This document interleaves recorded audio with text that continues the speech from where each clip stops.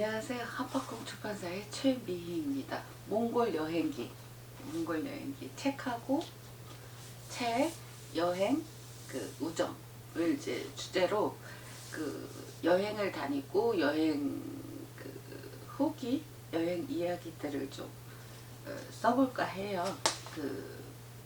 첫 번째 여행지는 몽골 여행이에요. 이번이 세 번째 설 명절에 다녀왔어요.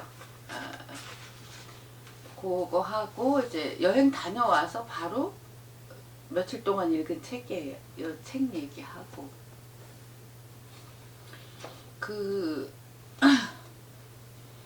아이가 지금 아파요.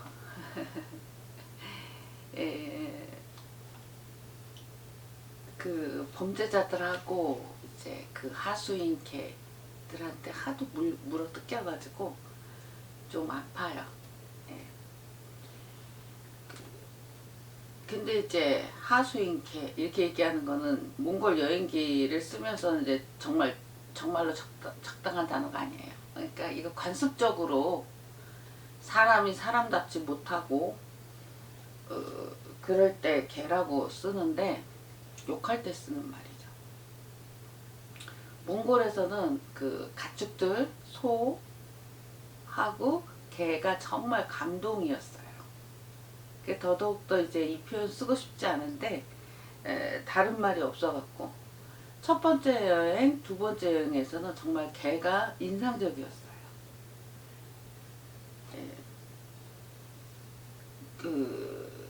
아이는 조용히 아파요. 아기 때도 거의 울지 않았어요. 울지 않던 아이가 이제 자라서 이제 15살이 되는데 자라서도 내색도 없고 소리도 없이 아프네.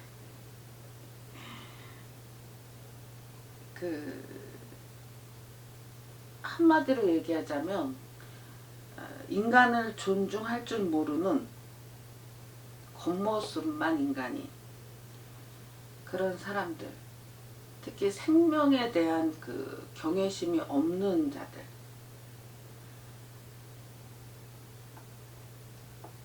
그래서 이번 여행에서는 그들을 이제 털어내야 되겠다. 우리 인생에서 그러기로 했어요. 네. 지금 세 번째 여행을 다녀온 건데 이제 네 번째 여행을 이제 아이하고 구상하고 있어요. 이제는 이제 유목하는 집에서 이제 며칠씩 머물러 봐야 되겠다. 다음번 여행에서 한 2집 정도 되면 좋겠죠.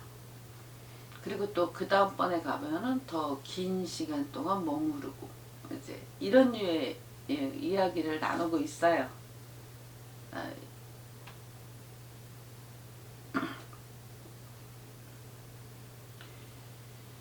여행을 간다는 거는 이제 무언가 찾는 게 있는 거죠. 나는 분명하게 있는 것 같아요. 나는 분명하게 있는데 5년 전에 몽골 유목하는 집에서 봤어요. 아, 이건데 우리가 잃어버린 것들, 그거를 봤어요. 아마 그래서 계속 가려는 것 같아요. 그 얘기를 하는 책이에요. 이 책이. 아, 나하고 똑같은 걸 찾고 똑같은 이야기를 하고 싶어 하는 사람이 쓴 책이에요. 몽골 도시에서 자랐지만 이제 유목하는 할머니 집에 방학 때마다 가서 여름에 지냈었고, 독일로 이제 영화 만드는 영화 감독이 되려고 이제 독일 학교에 가서 졸업 논문으로 황구의 동굴이라는 영화를 만들었고, 그 만든 과정에서 나온 또 책이에요.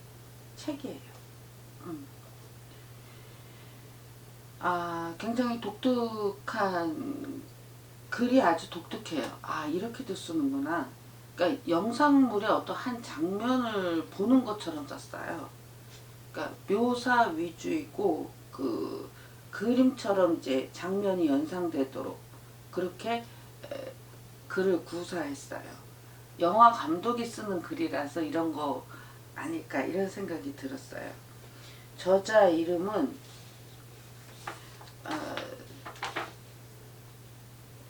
비암 바수렌 다바.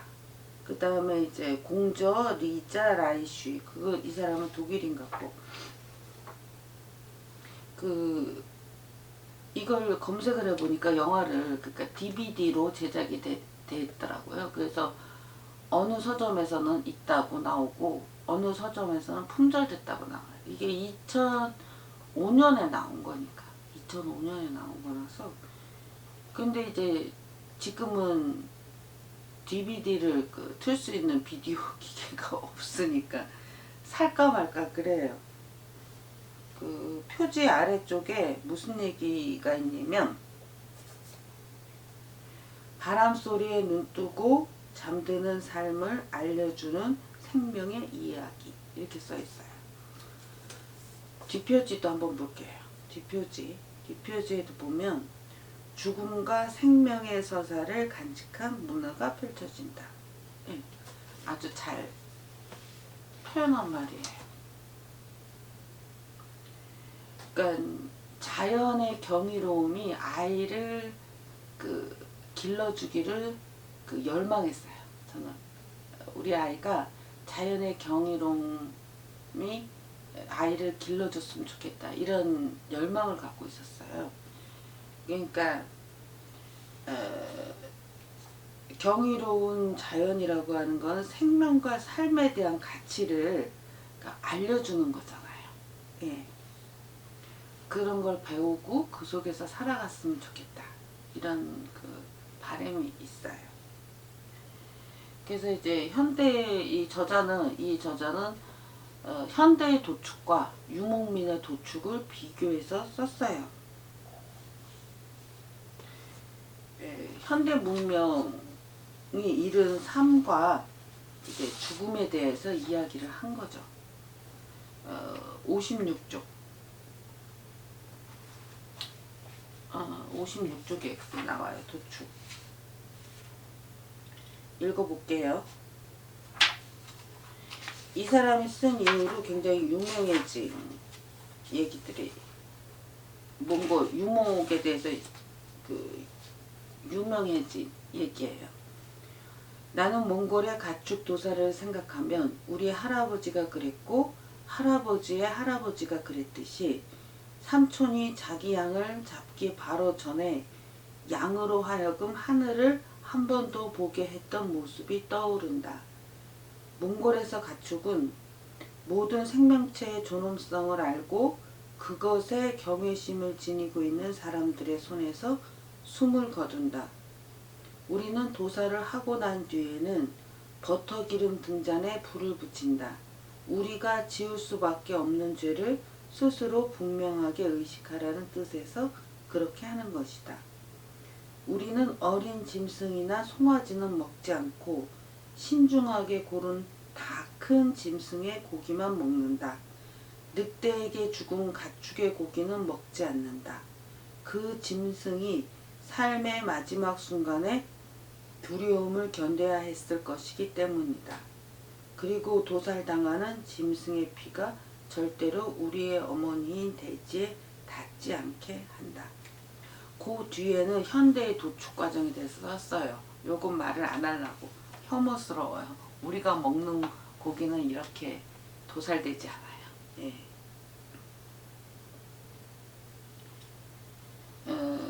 이 책의 독특함, 영화의 주인공이 될 여자아이가 있는 집을 이 저자들은 졸업 영화를 만들기 위해서 찾았어요. 그때 보니까 쭉 읽다 보니까 이 저자가 찾은 그 여자아이는 저자의 어린 시절의 자기 자신이었던 거예요. 예. 이제 소설의 주인공 이름이 난사. 우리나라 나이로 하면 초등학교 1학년. 난사라는 이름을 가졌는데 이 난사의 시점과 그 다음에 이제 저자의 어린 시절과 현대 생활이 번갈아 교차되도록 이렇게 짜여져 있어요. 이 이야기 서술 구조가. 그리고 이제 이것도 이미 20년 전 얘기니까 지금은 이제 몽골이 달라져 있더라고요. 그리고 몽골은 이제 사회주의가 무너지고 이제 자본주의를 하면서 급속한 변화를 겪고 있는 것 같아요. 예. 여기에 보면은 몽골도 지금 가면은 서양 나이로 쳐요. 우리가 알고 있는 만 나이로 이렇게 얘기를 하는데 이 책에서 보니까 20년 전에는 우리처럼 태내에 있을 때, 엄마 태내에 있을 때 한 살로 치고 그걸 공나이라고 부른대요. 예, 그런 것 같아요. 그 다음에 이제 내가 몽골 사람들한테 느꼈던 성격, 내가 느낀 성격 중에 하나는 사람들이 굉장히 국제적이다라는 느낌을 받았어요. 그러니까 그리고 이제 아시아, 중국, 좀 친숙하게 아는 우리나라, 한국, 일본, 중국인들한테서 이렇게 볼 수 있는 특징, 이거하고 달랐고, 이 다른 지점이 어떤 국제적인 문화, 이런 것들을 갖고 있는 게 아닐까. 이렇게. 근데 막연해요. 이건 또 공부를 해봐야 돼요. 그 다음에 내가 가장 인상 깊게 5년 전 첫 번째 몽골 여행에서 느꼈던 게 유교 문화의 우리하고 똑같은 걸 느꼈어요. 그러니까는 유교라는 건 농경 문화의 소산이라고 생각했기 때문에 유목은 다를 거라고 생각했는데 아주 뜻밖의 배움이었어요. 가족 간의 유대 같은 거, 연장자 우대, 어린아이에 대한 극진한 보호, 이런 것들이 이렇게 같더라고요. 그래서 이제 뜻밖의 거를 이제 배웠어요. 우리에게는 없는 문화는 뭐냐면, 유목의 문화는 당연한 건데 동물들과의 유대였어요. 그러니까는 우리 딸이 이제 두 번째 몽골 여행을 다녀와서는 하는 말이, 그러니까 거기서 개, 말, 소, 양, 뭐 이런 가축들을 많이 봤을 거 아니에요. 근데 그 가축들이 얘네들은 사람과 동거인 같다라고 말을 하더라고요. 그러니까는 사람들이 가축에 대해서 친밀한 감정을 갖고 있다는 게 그냥 보여요. 이제 요게 우리 문화하고 조금 다른 거고요. 그리고 이 이야기의 구조도 주인공인 8살짜리 난사, 여자아이하고 이제 동굴에서 어떤 어린 개를 이제 만나서 이제 집으로 데리고 와서 이제 한 가족이 되는 이야기로 끝이 나요. 그러니까 아이와 개가 동거인이 되는 그런 이야기예요. 예. 그래서 이 황구의 동굴에 대한 전설, 이 이야기가 되는데, 그러니까 처음에는 이제 몽골에서 이제 개가 죽으면 장례를 치러주는데 꼬리를 잘라서 요 머리 근처에 둔대요. 그러니까 이제 다음 생에는 사람으로 태어나라는 의미로 꼬리가 이제 머리카락이 되는 거죠. 예. 그 이야기가 나오고, 이제 황구의 동굴 전설. 그 얘기를 해볼게요. 이 표지 이제 앞날개 쪽에 황구의 동굴, 이야기를 이제 할머니한테 듣는 그런 사진하고 같이, 저자가 어렸을 때 할머니와 또 가족들하고 들었던 황구의 전설, 그 얘기가 나와요. 옛날에 어떤 부자에게 예쁜 외동딸과 누렁개가 있었지. 어느 날 그 딸이 병이 났는데 누구도 고치지 못했어. 부자가 지혜로운 노인을 찾아가 해답을 묻자 노인은 누렁개를 없애야 한다고 했지. 하지만 그 개가 오랫동안 가족을 잘 지켜주었기 때문에 차마 죽일 수는 없어서 개를 동굴에 숨겨놓고 먹을 것을 갖다 주었지. 그러자 정말로 딸이 도로 건강해졌단다. 사실 딸이 가난한 목판 조각가를 사랑했는데 걔가 하도 잘 지켜서 사랑하는 남자를 만날 수 없었던 거지. 그런데 걔가 더는 방해하지 않으니까 딸의 건강이 좋아진 거란다. 어느 날 부자가 걔에게 먹이를 주려고 동굴에 가보니 걔가 흔적도 없이 사라져 버렸단다. 나중에 딸은 조각가랑 결혼을 해서 아기를 낳았지. 아마 그 누렁개가 다시 태어난 걸 거야. 이제 황구의 동굴 전설. 요 책은 정말 읽어볼만 해요. 그러니까 우리가 잃어버린 어떤 것들에 관한 이야기를 해줘요. 그리고 이제 유목 문화에 대해서 조금 배울수록 다른 점과 같은 점들이 이렇게 신기해요. 예, 제 얘기 들어주셔서 고맙습니다.